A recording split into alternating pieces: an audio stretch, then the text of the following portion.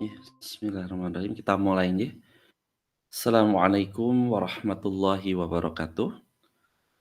Alhamdulillahilladzi hadana li hadza wa ma kunna linahtadiya laula an hadanallah.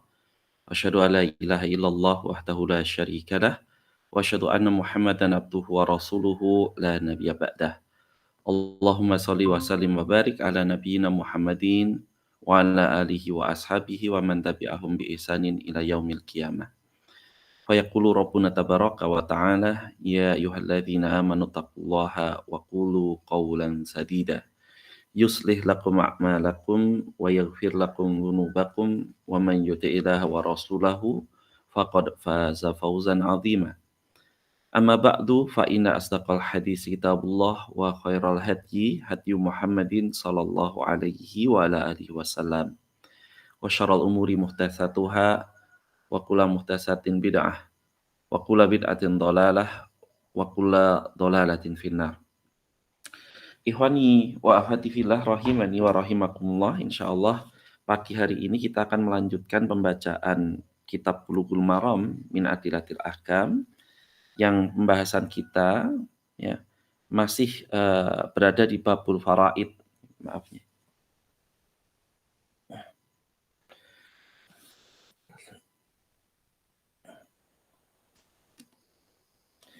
Masih berada di babul faraid ya, yang pembahasan kita telah sampai di hampir penghujung dari bahasan faraid atau warisan ini. Hari ini kita akan masuk ke hadis yang berikutnya ya, dari yang sudah kita bahas, yaitu hadis dinyatakan oleh Ibnu Hajar Al-Asqalani dalam perkara ini. Beliau mengatakan wa an Amr bin Syu'aib an abihi an jaddihi. Diriwayatkan dari Amr bin Syu'aib, dari bapaknya yakni Syu'aib, dari kakeknya, ya, kakeknya seorang sahabat Nabi Shallallahu Alaihi Wasallam. Radhiyallahu anhu, Allah meridhoinya. Qala Rasulullah Shallallahu Alaihi Wasallam, bahwa Rasul Shallallahu Alaihi Wasallam bersabda, laisa lil qatili minal mirasun syai'un. Tidak ada bagian bagi orang yang membunuh, ya, berupa warisan sama sekali. Artinya tidak ada warisan sedikit pun bagi orang yang melakukan pembunuhan atau menghilangkan nyawa orang yang mewariskan ya, dari si mayit. Dilbar wa allahu an-Nasa'i, dan Imam An-Nasa'i ya menilai hadis ini ada maklul gitu ya. Jadi ada ilatnya, ada penyakit yang tidak diketahui kecuali oleh para ahli hadis saja. Wasawabu waqfuhu ala umarah. Yang benar, ya, kata Imam Ibnu Hajar Al-Asqalani, hadis ini hanya sampai pada waqfuhu, mauquf berarti dia hanya sampai terhenti pada Umar ibn Khattab radhiyallahu an. Nah, ikhwani fillah rahimani wa rahimakumullah ya. Ala kulli hal, dari hadis-hadis yang lain ya, artinya yang banyak kemudian terkumpul jadi itu, sebagian ulama menilai bahwa hadis ini sahih ya. Yakni sahihnya sahih li ghairihi. Kalau kita ingat kembali ya, bahwasanya keadaan sahih maupun hadis hasan gitu ya, itu ada dua tingkatan, dua keadaan. Bisa sahih atau hasan li zatihi, artinya dengan sendirinya, tunggal hadis tersebut punya sanad yang seperti itu. Atau hadis yang dia hasan atau sahihnya li ghairihi, menjadi sahih karena diperkuat oleh hadis-hadis yang lain. Itu. Nah, hadis yang sedang kita baca dari Amr bin Syu'aib ini, ya, ini adalah hadis yang sahihnya li ghairihi. Sehingga kita bisa tahu bahwasanya dia menjadi kuat, menjadi sahih karena didukung oleh riwayat yang lain, yaitu yang diriwayatkan oleh Umar bin Khattab, riwayat Abu Hurairah radhiyallahu an, riwayat dari Abdullah bin Abbas. Ya, sebagaimana yang dijelaskan pendapat tersebut atau keterangan tersebut oleh Syalbani rahimahullah. Gitu. Adapun ya, sebagian ulama semisal Imam An-Nasa'i menyatakan hadis ini memiliki ilat ya, bahwasanya hadis tersebut terputus itu satu sanad ya, artinya dari satu satu sanad. Adapun dengan sanad yang lain itu memperkuat tentang hadis ini. Ya. Ala kulli hal itulah keadaan atau takhrij dari hadis yang sedang kita bahas ini. Sekedar.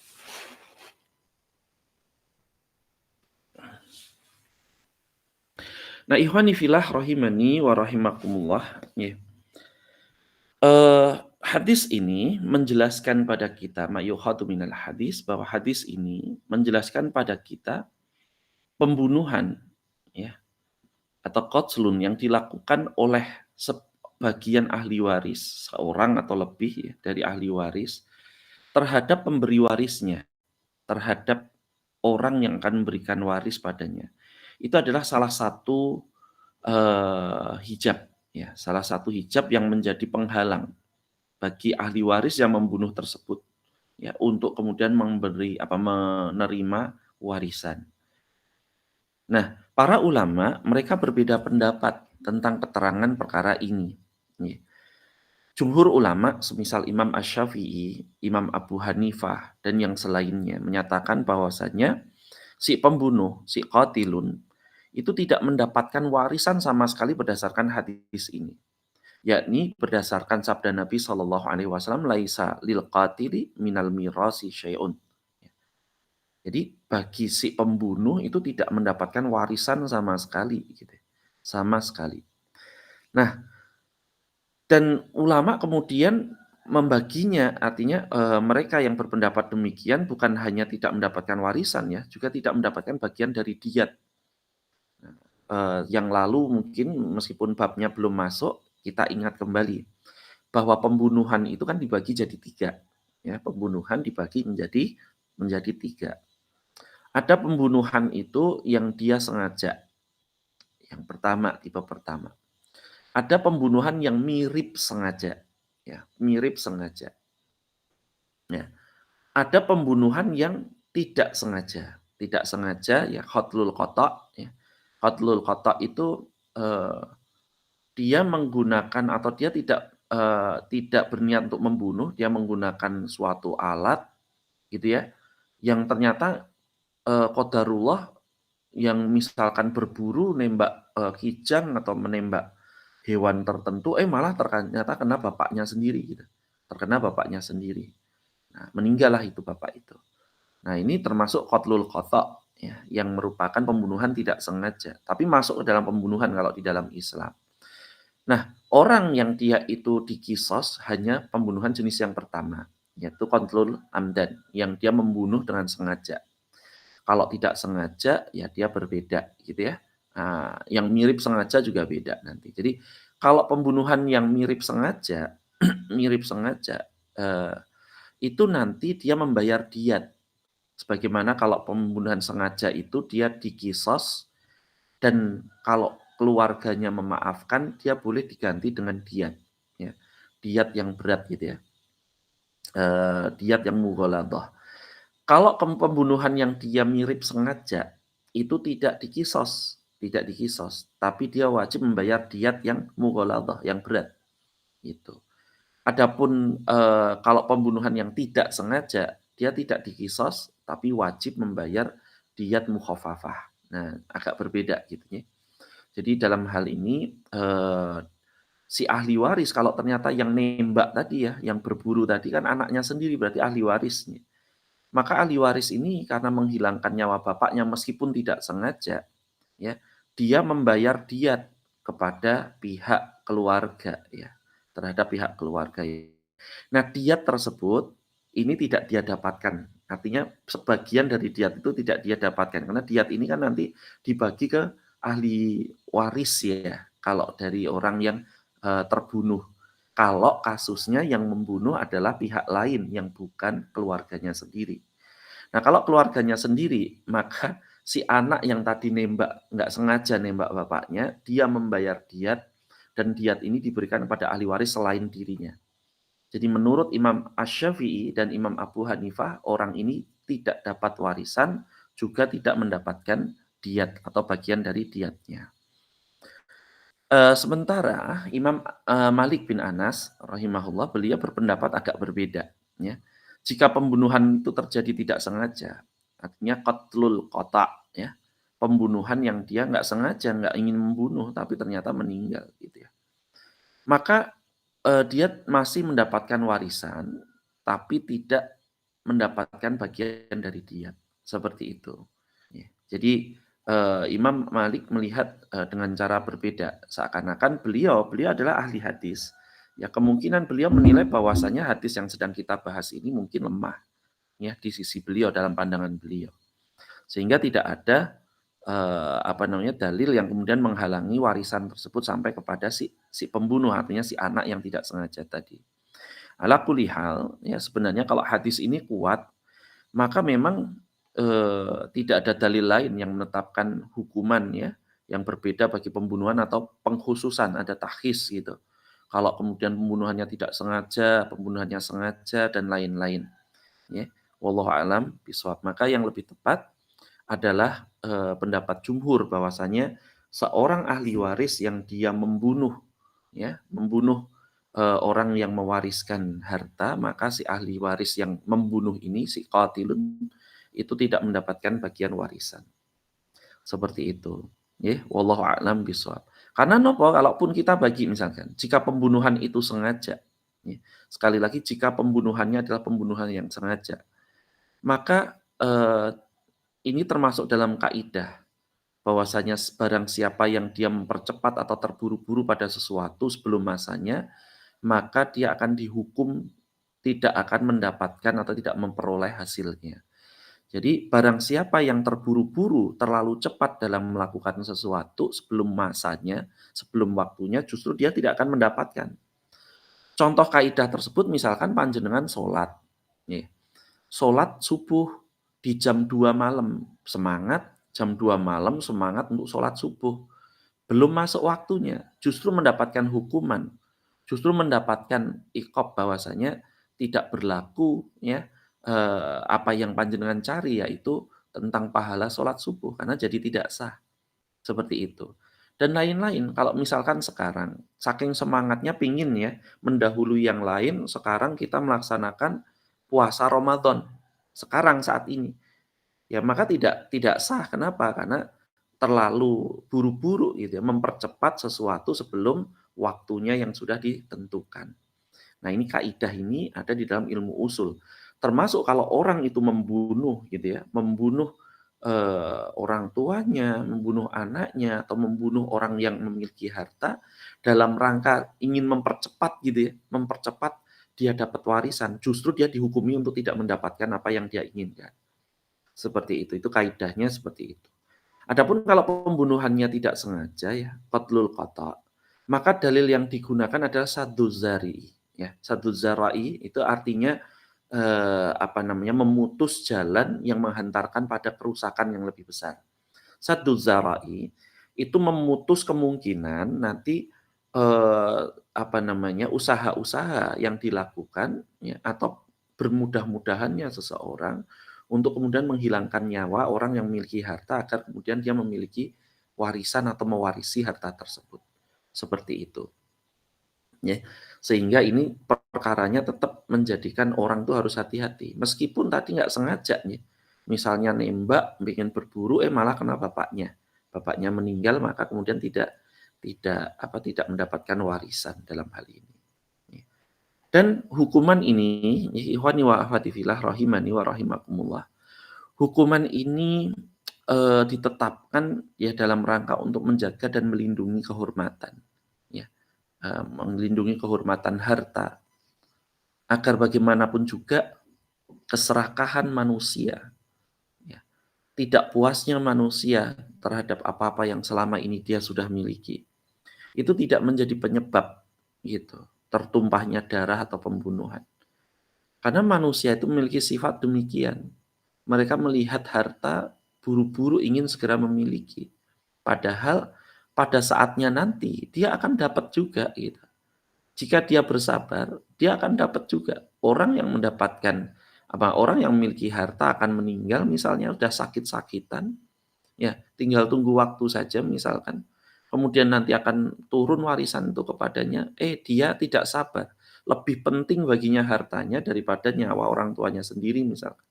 sehingga dia melakukan tindakan-tindakan wal billah yang kemudian menghilangkan nyawa orang tuanya. Justru dia sudah dihukum sebagai pembunuh, ya dia wajib membayar diat dan dia tidak mendapatkan warisan sama sekali.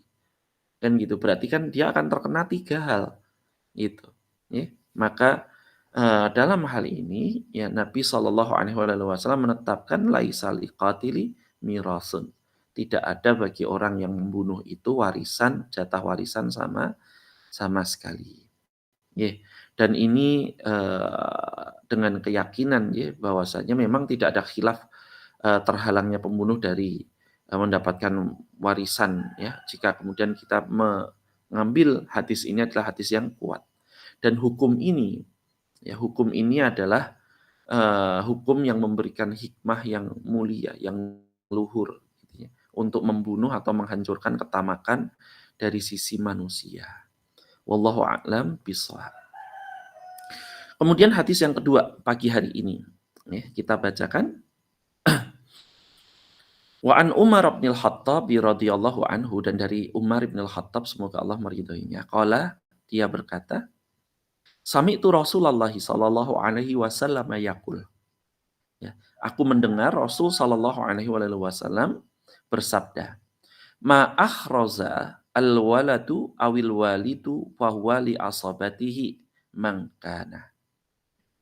Beliau bersabda bahwasanya harta apa-apa yang dia akhraza, ya, yang disimpan, yang disembunyikan, disimpan, dikumpulkan.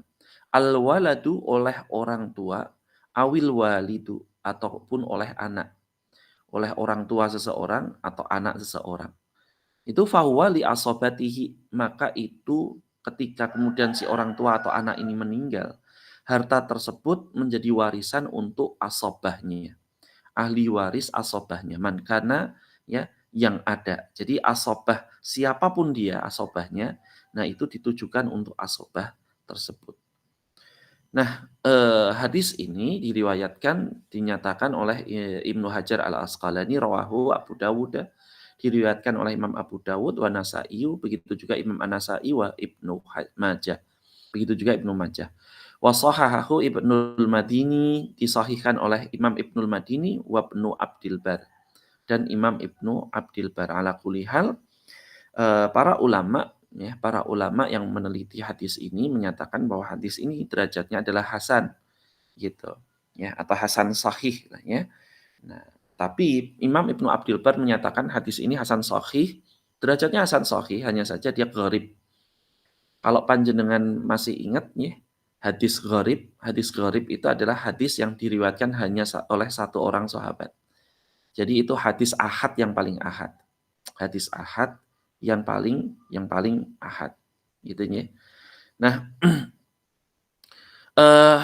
di dalam hadis ini Nabi Shallallahu alaihi wasallam menyatakan ma'akhraza ya, ma'akhraza, akhraza al-walid ya, atau akhraza al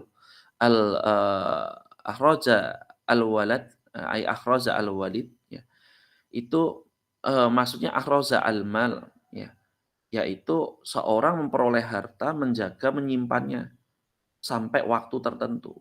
Kalau di kita ya berarti dia tidak digunakan dulu. Ya, maunya sih sampai jangka waktu yang tertentu. Nah, itu namanya akhrozal mal.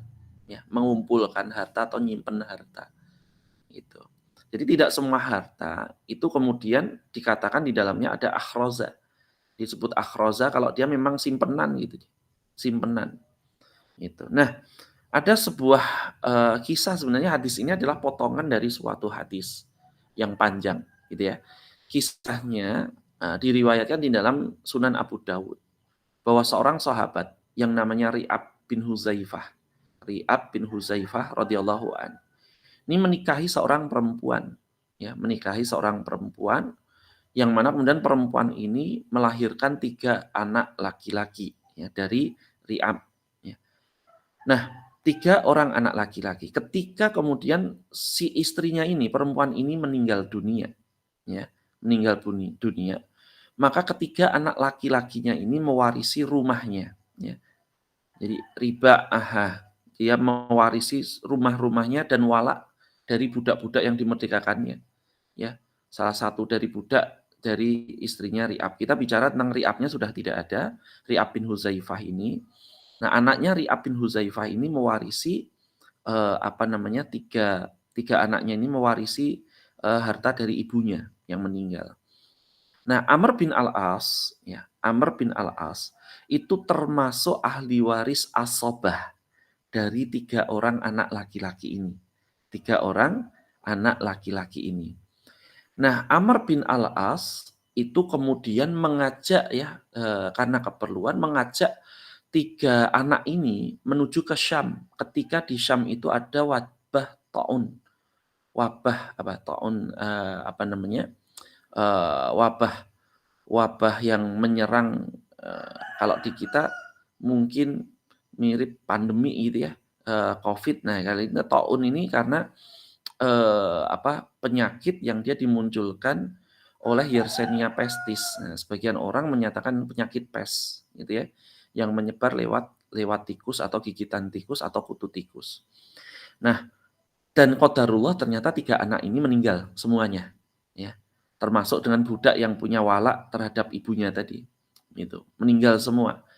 Sedangkan si anak ini kan meninggalkan harta yang kemudian Amr bin Al-As dipersalahkan karena kenapa tahu bahwasanya di Syam itu ada wabah taun, kok, mengajaknya ke sana, gitu ya, mengajaknya ke sana. Apakah ini berniat untuk membunuh atau bagaimana? Padahal Amr bin Al-As, ya, ini adalah, seorang sahabat yang mulia, yang termasuk sahabat yang senior, yang memang, eee, diangkat dan apa namanya, memang karena keperluan menjadi gubernur dan lain-lain, memang dia sibuk sekali gitu ya.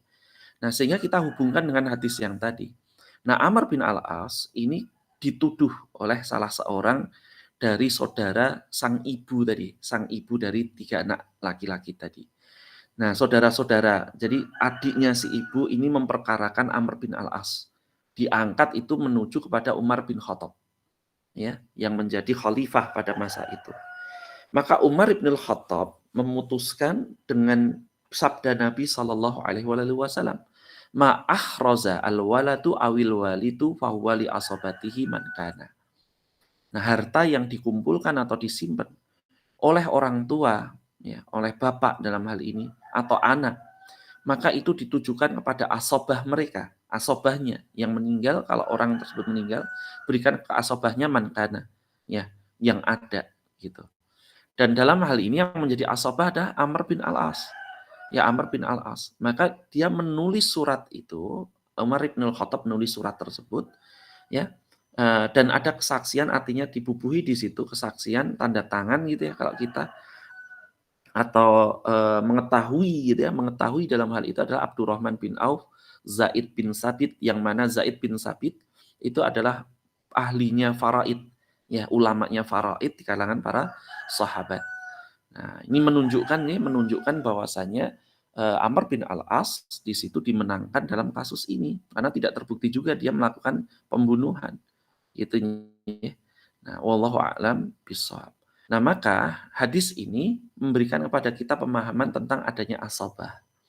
Secara khusus asabah belum dibahas atau disebutkan, ya, belum disebutkan, dan di hadis ini disebutkan secara, literally, ya, li asabatihi, untuk asabahnya. Maka bagi kita, kita ingat kembali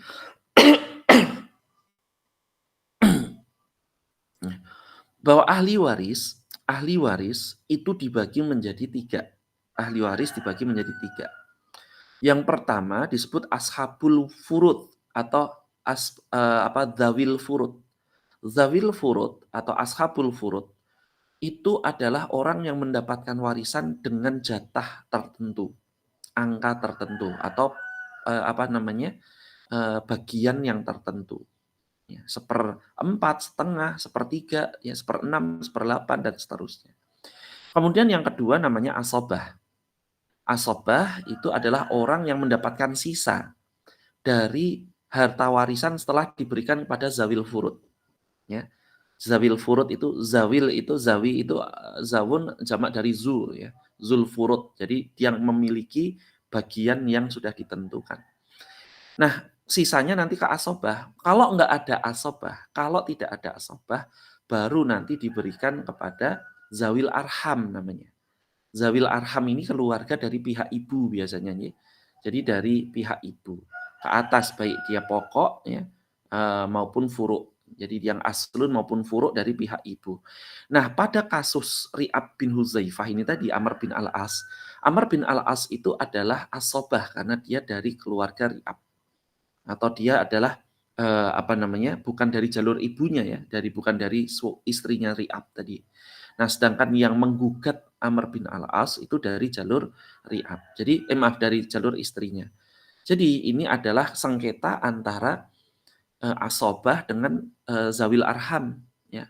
Zawil arham yang kemudian ini harta kalau nggak ada asobah maka dia diberikan pada zawil arham kan gitu ya. Nah, maka Umar bin Khattab radhiyallahu an itu memutuskan berdasarkan apa yang disabdakan Nabi sallallahu alaihi wasallam. Ya, wallahu a'lam bishawab. Kita lanjut tinggal berapa ini? Dua hadis lagi ya. Kita selesaikan sekalian, ya, nanggung sekali. Hadis yang berikutnya dinyatakan oleh Ibnu Hajar Al-Asqalani wa an Abdillah ibni Umar ya radhiyallahu anhuma dari Abdullah bin Umar semoga Allah meridhoinya. Qala dia berkata, qala Rasulullah sallallahu alaihi wasallam, Rasul sallallahu alaihi wasallam bersabda, al wala'u luhmatun kal luhmatun nasab la yuba'u wa la yuhab. Ya. Yang namanya al-wala, hubungan al-wala. Al-wala itu pemerdekaan budak gitu ya. Itu seperti hubungan daging ya, luhmatun luhmati kal luhmatin nasab ya. Yang semisal atau setara dengan hubungan nasab gitu. La yuba'u maka tidak boleh dia dijual. Wala yuhab dan tidak boleh juga dihibahkan, dihadiahkan. Rahu al-Hakimu min tariqi Syafi'i an Muhammad ibn Hasan an Abi Yusuf wa sahahu Ibnu Hibban wa alahu al-Baihaqi. Ya, hadis ini diriwayatkan oleh Imam Al-Hakim melalui sanad Syafi'i ya dari Muhammad bin Al-Hasan dari Abu Yusuf ya. Nah, jika benar Abu Yusuf ini adalah Abu Yusuf yang merupakan sahabat ya, sahabatnya Imam Abu Hanifah ya. Hadis ini dinilai sahih oleh Ibnu Hibban. Sedangkan Imam Al-Baihaqi menilainya atau melihat bahwa hadis ini ada maklul, ya ada ilat, ada penyakit, ilat khatifah. Ya ala kulihal, sebagian ulama menilai bahwa hadis ini sahih. Semisal Imam Jalaluddin As-Sayyuti, ya As-Sayyuti beliau menilai sahih di dalam Al-Jami' As-Saghir. Ya, Syekh Al-Bani dalam kitab Al-Irwa ya, juga menilai demikian. Nah, kita lihat mufradat hadisnya dulu agar kita paham konteksnya. Al-wala di sini maksudnya, al-wala itu adalah kalau secara bahasa berdasar dari kata wala ya, itu artinya kekuasaan. Tapi maksudnya adalah wala itu kemerdekaan ya, perbudakan ya atau dari budak ya, kemerdekaan dari pembebasan tuannya. Jadi ketika budak itu membebaskan budaknya, budak itu menjadi orang yang merdeka. Dia mendapatkan hak-haknya orang yang merdeka. Tapi dia terikat pada ikatan wala kepada tuan yang memerdekakannya. Ya. Nah, konsekuensi salah satu dari ikatan wala ini adalah si budak tersebut nanti akan mewariskan harta warisnya kepada sang tuan sebagaimana dia mewariskan kepada keluarganya. Jadi tuannya itu menjadi ahli waris, menjadi bagian dari ahli waris, ya kan nasab, ya semisal atau sama seperti hubungan nasab, ya kaluh matil nasab, semisal seperti hubungan daging dalam nasab, seakan-akan itu saudaranya sendiri seperti itu. Jadi innamal wala'u liman a'taqa, ya a'taqa, bahwasanya wala itu ya hanya untuk atau diberikan kepada orang yang memerdekakan, ya. Bagi orang yang atik ya, yang dia memerdekakan budak tersebut ya. Al-wala ini, perwalaan ini gitu ya, diberikan kepada tuannya yang nanti kemudian tuan tersebut ya akan memberikan menerima warisan dari budaknya, perwalaan. Sementara kalau dia budak ini meninggal dalam keadaan masih budak kan dia tidak mewariskan apapun karena budak itu dianggap tidak memiliki tidak memiliki harta apapun gitu ya. Harta milik budak adalah harta milik tuannya. Tapi begitu dia dimerdekakan, si budak ini boleh berumah tangga, ya bekas budak itu boleh berumah tangga, boleh beranak pinak berketurunan, nanti dia akan mewariskan harta kepada keturunannya termasuk juga kepada perwalaan kepada tuan yang dulu ya memerdekakannya. Sudah bukan tuannya lagi tapi ex tuan gitu ya katakanlah seperti itu. Ya wallahu a'lam bishawab. Nah, di dalam hadis ini Imam Ibnu Hajar Al-Asqalani mengingatkan kita tentang hal tersebut, ya bahwasanya al-wala'u luhmatun kal luhmatin nasab. Bahwasanya hubungan wala itu seperti hubungan nasab sehingga juga ada perwarisan di situ. Ya, wallahu a'lam bishawab. Kemudian kita lanjut ya yang terakhir dari hadis ini dinyatakan An Abi Kilabah an Anasin radhiyallahu anhu qala. Ya. Dari Abu Kilabah, ya, dari Anas bin Malik ya radhiyallahu an semoga Allah meridhoinya dia berkata, qala Rasulullah sallallahu alaihi wasallam Rasul sallallahu alaihi wasallam bersabda, afradukum Zaid ibnu Sabit ya. Yang paling paham tentang faraid di antara kalian para sahabat itu adalah Zaid ibnu Sabitin ya. Zaid bin Sabit. Akhrajahu Ahmad, hadis ini diriwayatkan oleh Imam Ahmad wal arba'atu dan imam yang empat, siwa Abi Dawud kecuali Imam Abu Dawud. Wa sahahahu At-Tirmizi wa Ibnu Hibban wal Hakimu dan disahihkan oleh Imam At-Tirmizi, oleh Imam Ibnu Hibban, Imam Al-Hakim. Ya. Wa uillah bil irsali. Ya. Juga ada sebagian ulama yang menilainya sebagai hadis yang maklul, ada ilat karena kemursalannya, ya. Mursal ini berarti dia mauquf sampai apa namanya? Mursal ini dari tabi'in langsung kemudian disandarkan pada Rasul sallallahu alaihi wasallam, ya. Nah, wallahu a'lam bishawab, hadis ini memang menjadi khilaf di kalangan para ulama. Sebagian menilai sahih, ya, dan sebagian yang lain menilainya sebagai hadis yang mursal. Ya. Nah, dan ini ya,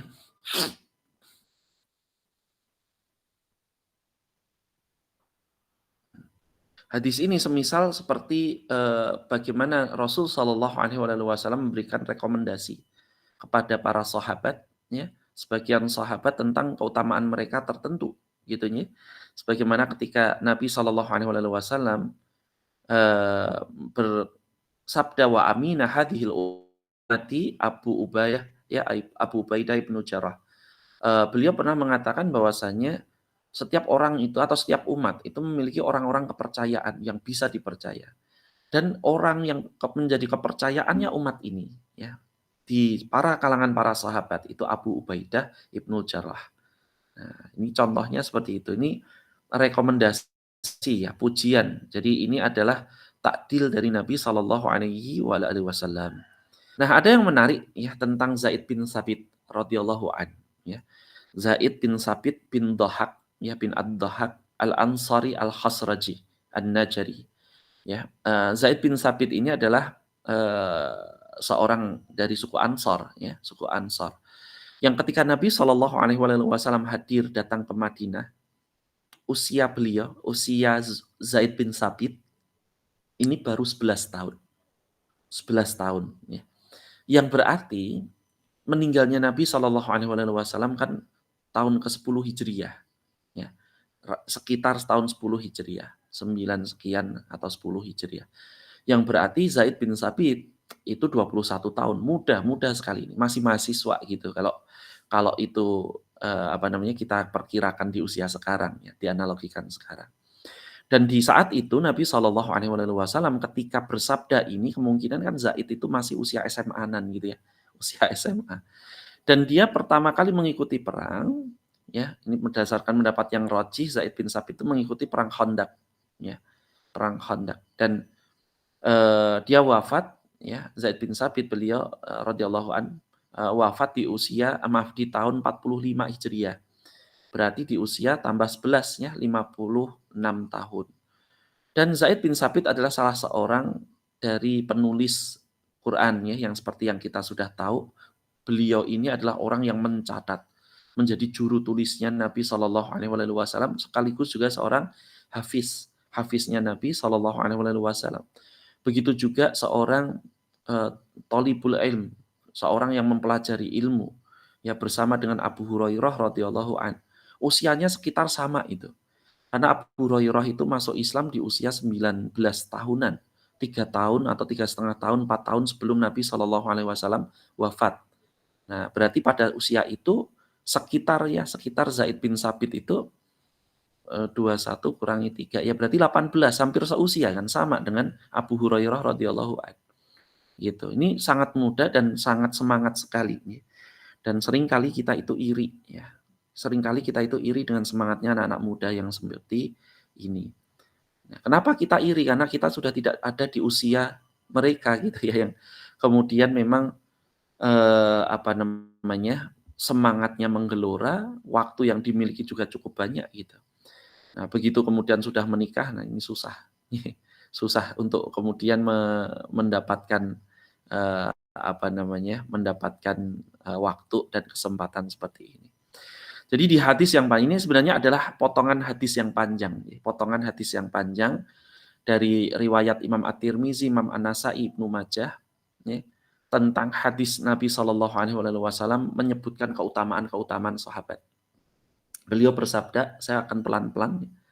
Arhamu ummati bi ummatin Abu Bakrin. Orang yang paling penyayang di kalangan umatku ini adalah Abu Bakar. Wa asyadduhum fitinillahi Umar. Dan yang paling tegas, paling kuat memegang agama ini adalah Umar ibn al-Khattab. Wa asdaquhum hayaan Utsmanun. Ya. Dan yang paling nyata rasa malunya, paling apa namanya, paling jujur rasa malunya itu adalah Utsman bin Affan. Ya. Padahal al-haya'u minal iman, bahwasanya rasa malu itu bagian dari imanan. Wa aqra'uhum li kitabillahi Ubay bin Ka'bin. Dan yang paling baik, paling bagus bacaan Al-Qur'annya di antara para sahabat itu adalah Ubay bin Ka'ab, kata Nabi sallallahu alaihi wasallam. Wa a'lamuhum bil halali wal harami Mu'adz bin Jabalin. Dan yang paling pandai, paling menguasai tentang halal dan haram, yang berarti ilmu fikih nih, ya. Di mana kalau kita dapat ilmu fikihnya sahabat ini, yakni Mu'adz bin Jabal, maka beliau adalah orang yang paling paham tentang halal dan haram. Wa afraduhum Zaid bin Sabitin. Ya. Dan yang paling paham tentang ilmu faraid itu adalah Zaid bin Sabit. Wa aminah hadil ummati Abu Ubaidah ibnul Jarrah. Dan yang paling terpercaya, paling amanah di kalangan umat ini adalah Ubaidah ibnul Jarrah. Nah, di situ Nabi Shallallahu Alaihi Wasallam menyebutkan tentang keadaan para sahabat yang beda-beda. Ini mengandung bagi kita pelajaran agar kita itu juga jangan pelit untuk memberikan pujian yang sesuai, ya, yang sesuai dengan tingkatan, kondisi, hakikat kepada teman atau sahabat kita. Seperti itu. Terutama jika kalian, kita, panjenengan, ya, saya juga mendapatkan amanah kepemimpinan, karena itu akan menghadirkan atau membangun loyalitas. Itunya. Jadi loyalitas itu bukan dituntut, tapi dibangun. Seperti itu. Ya, wallahu a'lam bishawab. Nah, mungkin ini yang bisa kita bahas pada pagi hari ini, insya Allah, ya, di kesempatan yang akan datang, di pertemuan yang berikutnya akan masuk ke babul wasaya, yakni bab tentang wasiat. Ya, masih berada di dalam kitab apa namanya, Kitabul Buyuk. Ya. Wallahu a'lam bishawab. Kita tutup sekian. Subhanakallahumma wa bihamdika asyhadu an la ilaha illa anta astaghfiruka wa atubu ilaik. Wassalamualaikum warahmatullahi wabarakatuh.